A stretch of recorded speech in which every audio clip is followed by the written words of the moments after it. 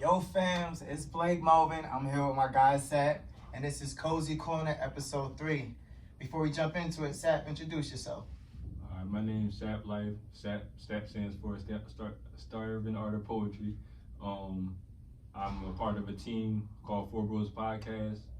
We have a podcast shoot every Monday. We got a clothing line brand called Pink Bush Clothing. That's what we got on here, and that's pretty much it. All right, so we got 2 really dope questions going on today.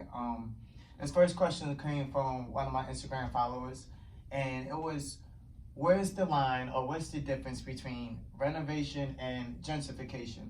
So I had to ask them. I was like, well, this is kind of serious, and I'm gonna choose this topic because it can go many places. But what do you mean? And how they broke it down was, is it renovation when there's an abandoned house and they just completely make a new house, and then it's a gentrification when they do it to a whole block, or is there any like in between? So it's a gray area. So, what's your thoughts before I jump into it? I think the difference is more so of the human aspect. If you had a house and you renovate a house, you most likely still stay in the house unless you had the idea to move. But if you are kicking someone out of their residence to build a house for somebody else, you see what I'm saying? Then that's where that's the line. It's more so not so much of what you're doing, it's what the steps that's taken in order for you to do it. The outcomes of the renovations, right? Right. So when I read this question, that's what I thought. The first thing I thought was, is you can't separate the two. It's not a battle, it's one and the same. Renovation leads to gentrification because most likely everything's modern, it's going to be new, it's going to be expensive. If you go to a poor income area and then you make something completely new, you're upping that property value, which means you're pricing out the residents that's in that area, which means now they have a place to go. You took the home from, which i.e. gentrification. So even if you want to make your town better, and I would even go deeper into saying there's nobody chooses to renovate without gentrification in mind. You know, it's like, take North Philly for example, or what's now the art district, which was once just a hood. But a certain group of people decided, oh, I want to live down here now because they got priced out of the city. So it was like, all right, this is our home, let's renovate it and let's price people out. And it started with single homes, then it elevated the blocks. I don't think you can have one without the other. It's a touchy subject, but I feel like it's always something in mind. I feel like, mankind has been programmed to elevate. You see what I'm saying? And the next big thing would be the next thing that brings people here. And I feel like Philadelphia, for one, has always struggled with having the tourist attraction. You see what I'm saying? Having a place where people can come and say, oh, I'm coming to Philly for this, outside like the art museum and the Rocky Steps and the nightlife and the partying. They don't have a culture in itself of outside. Like Philly has a huge culture, don't get me wrong, but outside it's not like the Empire State Building or something like that. Or some places got like the football stadiums is in the center. Right. So like even when everybody comes in, they have to buy into the city somehow, because now if you all coming in from tourists, now you got all these stores that you got to pass by to get there. Right. So if you don't eat there, then you got to spend money somewhere in the city. And it funds everything. Right. Yeah. But ours is all the way down out of it. Yeah, like, you know what I mean? You can hop right on the E-way and go right back to where you came from. You see what I'm saying? It's crazy. I was living in Uptown for most of my life. I think all the way up into 16. And I barely ever ventured downtown. Only time I ever went downtown is when I would go to school. So 14 years old when I first went downtown, and that was when I would consistently go downtown with the Kappa High School. But before that, it was no reason, because it was so far away. I was so separated from downtown, there was no reason for me to go there. You make a point, because then I lived in DC and everything was around it. So even if you had your northwest, your southeast, it was still right next to the center of that capital. It was one hub. While Philly, I can go an hour and a half down and like get to Southwest. It's a whole new world than it is up top up north or something. And that's more so what it is. Like you could also talk about the money aspect and people and stuff like that. But I feel like that really has nothing to do with it, because people are not in control of what they're born into or what they're around and stuff like that. All the only thing we have control over is what we do with it. And sometimes people that are stuck in survival mode, they don't have the mental freedom to think abstractly because you're stuck in survival mode. So you're always thinking about what's the next thing. If you got 4 or 5 things to do, and those things are detrimental to you living, you're going to focus on those 5 things rather than you decide whether you want to think why the sky is blue or why this or why that. I feel like that's the best person, right? Mm-hmm. I feel like that might be the you. That might be my guy Jamal, my guy Steven. But the average person I've seen so many times, I honestly, I just made the argument we price ourselves out these homes when they renovated. Mm-hmm. But that's because of that trap mindset you're talking about, and they just following what they know. Because of spending money on pointless shit, like designer boats and things of that nature, when they could have just figured out a way to stack that bread to actually pay for these homes that are building up. And then a lot of people get comfortable as well just with government assistance, that they don't take that extra effort because they don't want to lose that comfortability. When you're in that gray area, if I'm not making enough to really sustain on my own, but I'm not really making enough, but I don't know how to do shit and getting sustained by the government. I feel as though to argue, do we implement programs with renovation to take out the gentrification? So let's say we built a whole new block, brand new, but then do offer like a rec center with it that maybe have finances courses, or maybe courses to give areas that are being renovated opportunities to learn more that they don't have because they don't get in the school system. I was raised to be fed up with public school system. I ain't learned shit in it. I mean, I'm stuck at pre-algebra, bro.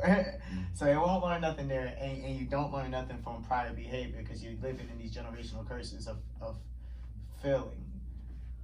I feel like, it's crazy I just had this conversation. I feel like this. I don't blame the guy that buys certain things that's out of his means and stuff like that, because I'm a firm believer that happiness is earned, but sanity is finance. So if you're in a situation where you see yourself and your community demoralized all the time, and you buying that one thing is going to make you feel better for a little bit, I'm all for that. But to make that the premise of your standard, I feel like that's where the problem is. And I feel like, you know, we all live a life and we all experience things, you know, from what we know. Like, I feel like other ethnicities force their kids to go for a profitable expansion and then use that as an option. So like, let's use a white person, right? If they own a business and they have a child, they're gonna put their child in that business and make them learn the business. So therefore, even if that child chooses not to take that business, he still has something to fall back on. Whereas though black people, they'll offer their kid the option. Like, I grew up around one boy and his dad owned 35 houses, or real estate, stuff like that, and he had 4 kids. None of them do houses. So it's just like, it was an option. You see what I'm saying? To whereas though, as I grew up, I seen other ethnicities, like when you go into the Chinese store, stuff like that, you see a little kid at the register. That's what they do. And then if you can't, if you want to be a singer, if you want to do this, if you want to do that, you can go do that, but you know that this works. Right. You feel me? We offer things as an option and stuff like that, or we try to implement our idea of what we want for our kids. Like, I was writing a poem about how, I'm writing a book actually about how intent isn't always the result. So I may see things that I have or didn't have as a kid and want my child to be that or have that, but the intent why my parents couldn't do it or didn't do it caused the result. And because of that result, now I have an intent to try to do something different, but that intent doesn't control the result that may come of it. Right. And I feel like that's the whole construct of poverty and stuff like that, is everybody trying to avoid something by creating it. Because it's like, this happened to me, I don't want that to happen to my kids, but the way I take for that not to happen to my kids, the intent may be there, but the result or how my kids perceive what I'm doing may come off different. And I think that, speaking of books, Heavily Clouded Mind, grab that. Where can we get that from? Amazon. Amazon. Go get that. I also think I think that's that disconnect that leads to results. And forgive us because we're hopping off topic, but that's the cool thing about Cozy Corner. It's like wherever the first topic takes us, that's what we rocking. I'm a tangent king, so you're a poet. You're perfect for it. Alright, my father, my pops, he left ASAP, like dropped off, boom, gone, never saw him again, right?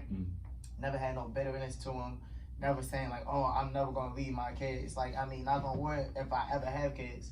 I hope that I want to stay in their life forever. You know what I mean? But I never had like no resentment. Like, I'm never gonna leave my kids because my dad left me. I actually, once they finally found contact through my sister, I had a whole nother family on this side of them. I found out about till I was like 20. But once he got in contact, my first joke was like, all right, I want to sit down and talk to this man. I want to bridge that disconnect that I didn't have, because when I do have kids, I need to know the other side of myself, and I need to know it all. And I feel as though so many people, I know so many people who had a really left childhood. They're like, yo, I'm never gonna be like my peoples. I'm never gonna parent them, missing the fact that there was some good aspects of the parents that they could utilize that they don't have, that they need completely before they make on to the next generation. We was talking about it earlier off camera. We don't hit that next level until we complete each part of the process. It's like a video game. You don't get to level new until your XP come up, and we can't really. I have no idea. I can't say we can because I don't have no kid, but I can only think of, you can't get the full amount out of your kid until you complete yourself. And bridging those gaps of disconnect is a great way to start that completion process in my eyes. And it's easier said than done for some people. I'm glad you brought that up. I grew up in a 2-parent household, right? And I'm gonna try my best to stay on track. My brain don't work like that. I'm gonna try my best. You're good. I grew up in a 2-parent household, and all my life I heard, wow, you got both of your parents, that's amazing, stuff like that. My pop didn't know his real pop until he was a grown man, right? His mom hid it from him. So he had another man that he grew up not, he's like, oh, you don't look like me, whatever, blah, blah, blah. So that's the intent. The mom, the matriarch, trying to keep the idea of what a wholesome family is together, and having a couple white lies to try to keep the glue stick. Right? Now, the effect of that is the loss of respect within the trust of the mom through the son, because now he's seeing something different, and now he's starting to attach knowledge to it or awareness to it. So then when he finds his pop and they have a relationship and stuff like that, now he has a perception of what he wants to do for his kids when he has a kid. Now, he just found out he had another son, but at this time, I was his only son. So I'm his crash course. So he moved from South Philly to, I think, Darby, to Uptown, to Cheltenham, right? So he moved us out of the city to try to get us away from the city life, right? Then he had to adapt the same way we were adapting. So he has the city mentality, and he's trying to adapt with the county mentality and stuff like that. But my house was very like hectic when I was a kid. It's very like hostile. It was to the point where I didn't associate marriage or a family with what I seen in my household. I associated it with what I seen on TV. See what I'm saying? So that's the part that I still think about. Like, I used to sit there and watch cartoons and stuff like that, and them fairy tales, and be like, that's love, that's happily ever after, that's this and that, that's what I want. But I had a married couple in my household, and that I didn't see that as love. That's crazy. Yo, I need to save this. Go ahead. And then with that being said, right, as we got older, my pop told me a couple of times, he was like, you would never know the extent of what I had to do just to keep the family together, because I didn't want to try to grow up in a split home. So that made me question happiness. Now, I'm not going to say my pop is unhappy. I'm pretty, like, everybody loves people, but love is not, people associate love with a status. Love is good and bad. So I'm pretty sure overall my pop is happy, but there's things about my mom's character, just like there's things about my dad's character that they just don't like about each other, but they work together. I think in those kind of constructs where they were at odds, he feels like maybe he could have been or did something else, but because he wanted to keep the family together, he worked through it, and that made them stronger as a unit. But that's something they had to fight through themselves to gain peace. You see what I'm saying? Now, with that being said, going back to with me, everything he tried to do to get me to avoid to go the street route or get into trouble or do all this type of stuff, I was naturally rebellious. So everything he was trying to prevent for me, it kind of like I ran toward. You see what I'm saying? And it's like, so even though his intent was good, I still took it or processed it different from what he intended. Same thing with my mom and how she was brought up, because she had, you know, a past, or she had the way she was brought up, and so how she had intended certain things, what it is. When we get back into the gentrification thing, the idea of everybody trying to keep what they have in their hand together, they don't have time to worry or think on elevation. They don't have time to think outside of that. Let me hold what's in my hand because it's near and dear. You know what I mean? And even if you was to buy a house, when you buy a property, you don't own the first, 3 feet of the property. Right. They don't. That's not true, because they need to pull it up for piping or whatever. They can come and pull it up whenever they want. So it's even with that, even when it comes to property lines and stuff like that, you still have to, if you was to buy a house, you still have to call somebody else if you want to build a extension or whatever like that. Okay? Yeah, so it's like, even with all of that, it's still bound. You're still not really free. But I think what comes along with it is they rent these properties out and stuff like that and get people acclimated in there, and then there's no respect towards it. Like, if you have somebody that's living there, they don't mess up your stuff, they don't do this and this and that, they've been living there for 20, 30 years, there should be a respect behind that. Like, you know, I'm not gonna mess that up, I'm gonna respect that. Right. Versus if somebody was if somebody was a problem, then you can address the problem. But if they're not a problem, and then you just, because you want to, they've been paying you on time and all that stuff all these years, and then one day, because you feel like the 800 that they giving you, it could be the 1500 you get tomorrow. You see what I'm saying? You're gonna kick them out. That's where the problem comes in at, because they don't come and say, okay, well, I'm gonna give you this option or whatever. They come more so on some, yeah, you gotta go. Money. Yeah, like, you know what I mean? Yeah. So it's like, that's the thing, and I think that's where the animosity comes in at, is we both live in here. Like, you see what I'm saying? Like, it's not like sometimes they build like a mall or whatever, but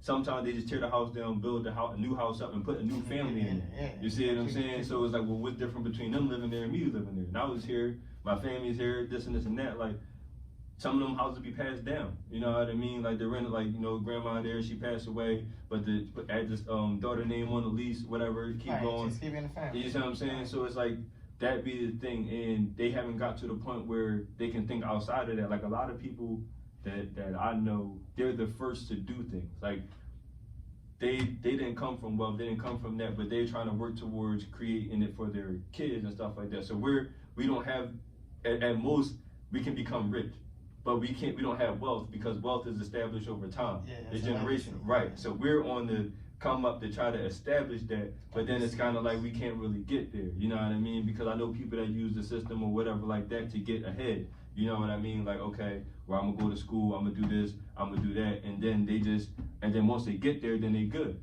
But on the way there, that's where all the stuff at, because that one little fragile hair can tear a building down. You see what I'm saying? Domino effect. So it's like, that's where I think the animosity and stuff come in at. It's the intent behind it. Like, it's no respect, but all in all, even if we were to buy the blocks, even if we were to do all that, they still throw stuff. They make it hard. Here's my question. I was saying buy the blocks, because I wonder, before I jump into that, you said something earlier, and I want to remember it, because it's a great ass question I want to use at a later date. But you think you had comparison between, fuck, I'm gonna have to go back and look at the tape. The reality in my home. Yeah, and like, yo, what do the kids really see as their family fiction? Is it was in their home as a family, or is it from the TV? Because like I didn't really, I was looking at TV first, and it's like, to see what a family was, but it was so left for my family that I was like, okay, that's made up. Like, and not saying that my family had like the great home. I had like 7 people living in my house at one time, but my house was chaotic as well.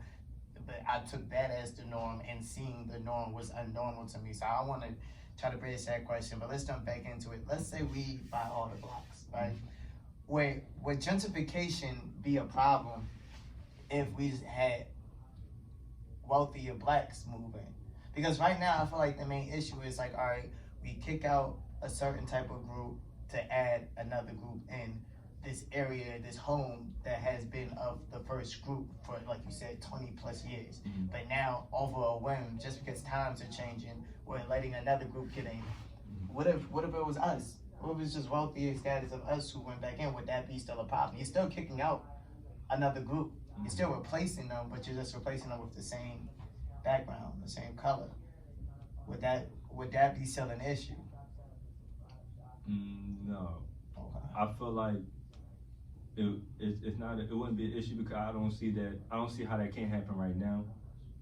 It's just that our people don't choose to. Our people know that the goal is to make it out. Yeah, so they're not going to come back. You see what I'm saying? So, but if they did, I'm pretty sure they won't have a problem because it's about money at that point in time. You could pay for it. They ain't gonna say, "Oh, your money's no good here." Right. But it just look at it like we trying to make it to where they're going at. Well, why don't we come back? Why don't we? Because if we came back, if ones who made it out, ones who worked the system, ones who had the job, came back and we funded our communities, it wouldn't be a hood no more.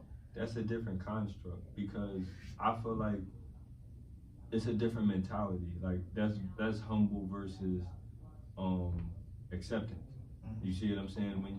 When you don't have much, or when you come from not having much, you have no choice but accept what you have and appreciate it. I feel like when sometimes the fragile tendons, like I believe that school is like brainwashing in a sense. Like, you know, whatever heritage or whatever you believe in, you around a bunch of people that believes in the same thing or has a certain idea about what a good person is or what these definitions of certain things is. And if you don't believe that right away, then eventually you'll be convinced.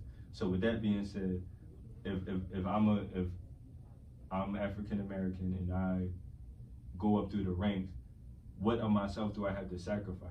Because when we look at TV and we be like, oh, that person sold out and this and that, what does that actually mean? Because to me, sold out means that you're willing to crucify people that look like you to prove that you're among them.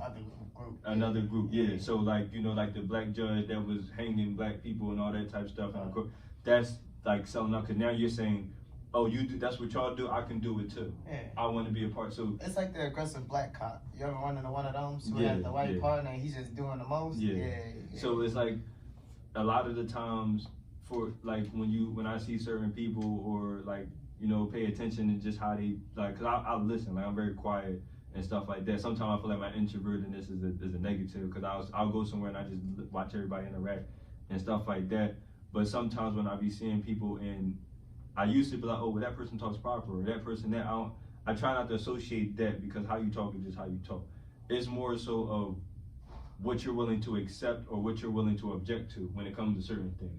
Sometimes I watch people go along with certain things just because they don't want to seem, they don't want to make it uneasy, like, you know what I mean? And it's like, that's when your character is compromised for me. Like, you see what I'm saying? Because you can talk proper all you want, but if somebody says something, you be like, oh, I don't believe in that. And y'all can agree to disagree. Right. But if you just be like, oh, okay, because and just go for it. Yeah, it's like, you know what I mean? So it, with that being said, I feel like the people that elevate, and I feel like they have to offer so much of themselves that they no longer can see what's real. And the people that do, they most of the time they get capped. Like, okay, well, he's a problem. So he can get here, but we're not gonna let him. That's like the boy that be telling at the job. He gonna keep his job because they tell him, but they never going to let him be them, because he like, you telling on them, you gonna tell on me, because I ain't gonna, you know what I mean? So it's like, you just get capped, like, okay, well, we're gonna let you get here, and that's it. You see what I'm saying? But the good thing about today, and I feel like gentrification isn't going to last, will be that much longer, or like longer being like the next 100 years or so, because the entrepreneurial wave of people having their own business and having their own mind and doing their own thing is becoming a big thing now, to where people are expanding on their creativity and following that. So I feel like now it's fine, but eventually we're going to get in. We have to realize that we're climbing from somewhere, and it's not something that you can take the escalator or elevator for. You gotta take the stairs, and the steps are really small. So you gotta take the steps, and once you do that, we'll be fine. We're coming into the achievements that we have so far is the awareness of mental health, the awareness of talent, the awareness of knowing your worth. You see what I'm saying? So with those steps, maybe not us, but our kids watching us, because kids learn through seeing. You can tell them anything you want, but what they see you do. They see you chase love, they see you take the time for yourself, they see you do all those things. You're creating a culture or a heritage. You see what I'm saying? And that's what we take the steps to try to do today will grant them the opportunity to master later. You see what I'm saying? I feel like destiny is not so much catered to one life. It's catered to a DNA strand. Right. So, plant the seeds, watch it build. right. If I have a talent to change the world and I choose not to, that doesn't mean that it was forsaken. It means that when I have kids, that gene will get passed down until the time is, they would inherit my talent to do what I wasn't able to do. The only time that would get severed is if I don't reproduce. And that's probably why, that's getting into a whole different. But yeah, so I feel like the steps we're making to take ownership, stuff like that, the Nipsey Hussles and the, all them type people that put back the Kobe Bryant and stuff like that, they're creating the lane for people to follow behind. You see what I'm saying? Now with the Nipsey Hussle thing, people are going to aspire to be there and be aware of that and stuff like that. So it's like it's just the steps. But as the more the kids see us do those things, then they have the chance to master it. So I feel like gentrification is a problem now because we're coming into certain things, but after it happens, they don't do nothing but follow us around it. Wherever they kick us to, they're gonna come. So it's like what I'm hearing is gentrification, renovation. Mm-hmm. Both of them, it's just a process of evolution. Mm-hmm. And I guess we'll take the gallery, for example, where we're at right now, or the fashion district. Mm-hmm. I mean, it was once the shining mall called the gallery. Mm-hmm. It aged, it got ran down, it was trapped out. Mm-hmm. It's now a shiny mall called the fashion district. It's something still blacks in here, so everybody in here. And these neighborhoods right now, like you said, it's bad because it's new. It's taking out people. It's breaking down older homes, but eventually everything's gonna look like this, and there'll be blacks back in here. I feel like that. I know that real estate is becoming a thing. There's a lot of black people buying homes and stuff and renting them out and stuff like that. But even if you look at Cheltenham Mall, that was the only mall I ever been in that had a rug. You know what I'm saying? So you know what I mean. And then it was like all the Uptown was in there, like the movie theater. Everything was popping. You can sit right there. You can sit right in between the movie theater and that little arcade joint and see everything. Like, you know what I mean? And now they done made it outdoor mall now. You know what I mean? That joint crazy. That joint look like a whole, just like a shot. It don't even look like a mall no more. Right. You know what I'm saying? So it's like, but like I said, like we're going to find a way to survive, like we always been. That's just what it is. It's just that changes make people uneasy, and I understand the pressure and the animosity behind it. But I have faith that eventually we're going to get a grip on what we need to do to prevent it, and then those steps will be taken. But there has to be a deconstruct before there's a rebuild. So once we get tired of it happening, then we'll start finding ways and unify. But even if you look at it this way, right? What do we need police for, right? I don't think we do. So in the theory of if you have a neighborhood, if y'all all watch, just like back in the day, like the neighborhood watched the kid. If everybody watches over everybody else, what do you need to call them for? If everything can be resolved with a conversation. Community now, and that's another thing I want to say. That's where it starts at, and that's what we don't have no more.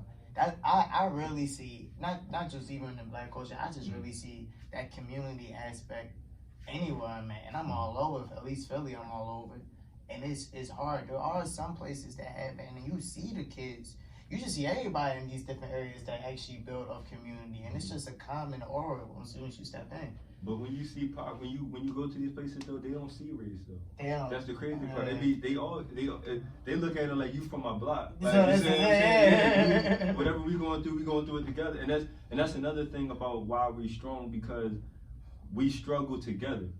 Like, you see what I'm saying? Everybody struggle together, and it's okay. You can talk about it. Like, man, they just cut my lights. Like, it's okay. And you're not worried about it. But we've been taught that, like, oh, you gotta separate from somebody. People aren't good. You should restrain from people. But I'm like, yo, I speak to everybody. I see anybody on my block radius, I'm always walking. I don't care who the fuck you are. Hey, what's going on? Hey, what's going on? To the point where you start saying hi back to me because I'm that annoying young boy who be saying what's up to you. And then I get to know your name. And then I get to know you. And then boom, I have a connection with you on this block. And then I do that to everybody to where the point where, oh yeah, I know them. You asking me about this person. Now y'all know them.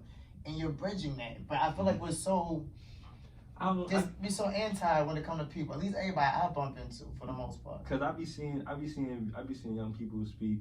I be seeing older people speak. I be seeing it. Like I be seeing the chauvinistic side of people and stuff like that. Even the horrible, like I'll be like, yo, what's up with you, brother, man? And they're like, you know what I mean, maintain, like, it just be that, like, you know what I mean? Because all in all, Philly is very secretive and private.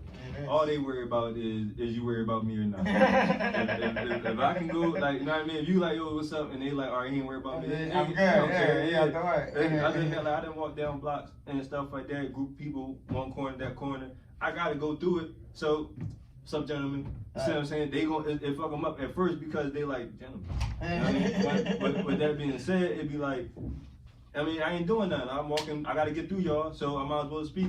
And after a while, they just, oh, that's the boy that be over there. Yeah, you know what I mean? Exactly. Or whatever. So it's like, you know, it is what it is. I feel like the idea be more dangerous than the actual reality of certain things. And you know, Philly is one of a kind. Like, if they see you nervous, it's like a dog. If they see you nervous, they just gonna fuck. Blood. You're big now, like he crossing the street, he's scared as shit. Like, you see what I'm saying? It's like you brought attention to yourself now. Yeah, like, you know what I mean? So it's like it is what it is. You just gotta. I feel like what I try to with my kids and stuff like that. I don't preach money to them. See, because I feel like right and wrong, you know right and wrong. Whether you do right or wrong, you know is right or wrong. I teach cause and effect. I teach character traits. I want my kids to be able to be themselves loudly and be able to accept and be accountable for what they put into the universe. That's it. Whatever you choose to do with yourself, that's your own prerogative. You see what I'm saying? You may want to be a painter, you may want to be this, you may want to be an architect. That's for you to decide. But what I want you to do is accept who you are and accept the fact that who you choose to be affects other people. So if you feel like the people around you are depleting you, maybe you need to move from there. If you feel like the people around you are pouring into you, then maybe you should stay there. It's like it's just being aware of your energy, because sometimes when people say, "Oh, I love myself," and they're loud in the space, I'll try to tell them, like, you know, just imagine you're in an elevator and you got headphones in your pocket, but instead of you playing your headphones, you just turn your music on your phone. Now you're disturbing everybody in the elevator.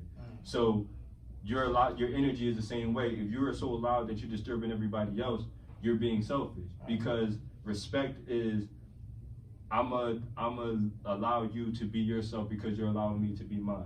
So your aura should take up as much room as it needs to allow everybody else's aura to fit in that room. Yeah, you shouldn't be trying to encompass the room. You should just try to, like, you know, find your spot, and that's it. That's balance. You see what I'm saying? And when you achieve that balance, now you become comfortable. Now you're not eerie to anybody. You're not making somebody fun, and that's more so what I try to teach, is just being aware of yourself and accepting that. Because what I desire most from life is freedom. But my definition of freedom is being yourself without the thought of judgment or the influence of foreign thought. So if I can be myself without wondering, like, damn, how do you view me, how this and that, I'm not confined to a thought. I'm just being me and allowing that to be what it is. You see what I'm saying? I feel like a lot of people defend their ego or their idea of what they want to be perceived as, instead of accepting who they are and accepting the fact that whatever they are, people are going to view whatever they want to view about them. The egoless man's a wise man. You see what I'm saying? But you have to sacrifice that, and a lot of that is just more. A lot of that is not even ego; it's just your thought of yourself. Like, oh, I want to be seen as this. I want people to go about me this way. And when somebody come along and they disrespect that, you feel like you gotta flex on what you want them to see you as. It's your perception. You know what's funny? They say that that people don't actually listen to people when you know them, right? Like, say me and you knew each other for like 5 years, and then I kind of have this idea of what you're going to say all the time.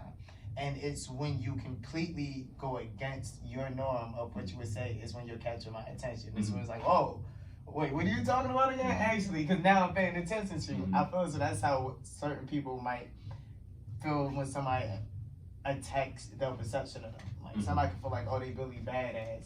And then somebody bigger and badder come, now he's doing extra because I have to prove around here I'm the bull. Like, so it's funny. That's great. That's how it is. So we went on crazy tangents, but this is a great. It was a great. I was gonna say, like, we didn't even need the second question. That joint was so to run it up full circle.